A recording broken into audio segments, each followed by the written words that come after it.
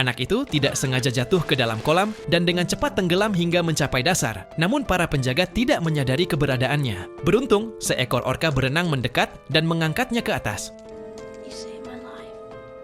Keesokan harinya, anak itu pergi ke sirkus tersebut dan mulai melemparkan ikan sebagai tanda terima kasih kepada orka. Namun orka itu tidak mengambilnya. Sebaliknya, orka itu membawa ikan tersebut kembali kepadanya. Anak itu kemudian mencoba menunjukkan cara memakan ikan itu, tetapi orka hanya menggelengkan kepala dan membuka mulutnya yang besar. Sepertinya orka mengerti cara memakan ikan, namun ia ingin anak itu memberinya makan dengan tangan langsung.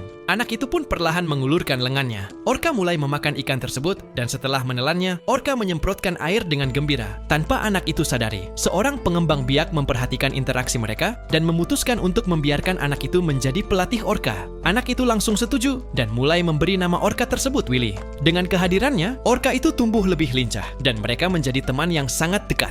Suatu hari, bos datang untuk menyaksikan latihan. Melihat betapa baiknya mereka bekerja sama, bos merasa puas dan memutuskan untuk mengadakan pertunjukan. Namun, pada hari pertunjukan, anak-anak terus memukul kaca akuarium dan suara keras itu menakuti Willy. Ketika anak itu memanggilnya, Willy mengeluarkan teriakan ketakutan seolah memohon agar pertunjukan dihentikan. Namun anak itu memilih untuk melanjutkan. Willy mengangguk untuk bekerja sama, tetapi saat ia masuk ke dalam air, anak-anak itu terus memukul kaca dengan lebih keras lagi. Hal ini membuat Willy hilang kendali dan menghantam dinding kaca. Anak-anak pun ketakutan dan berhamburan keluar karena panik. Bos kemudian menyuruh asistennya untuk memeriksa keadaan, dan di sana mereka menemukan sekrup yang longgar. Namun bukannya memperbaikinya, asisten diam-diam merencanakan sesuatu yang lain.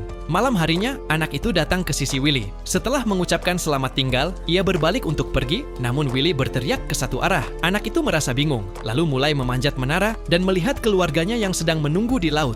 Tak lama kemudian, percikan api muncul di kolam. Anak itu bergegas turun dan melihat orang-orang yang tengah melepas sekrup, sementara air menyemprot kemana-mana. Ia pun mulai menggedor jendela petugas kebersihan, dan ternyata seseorang sedang berusaha membunuh orka tersebut. Jika orka mati, bos akan mendapatkan pembayaran asuransi sebesar $1 juta.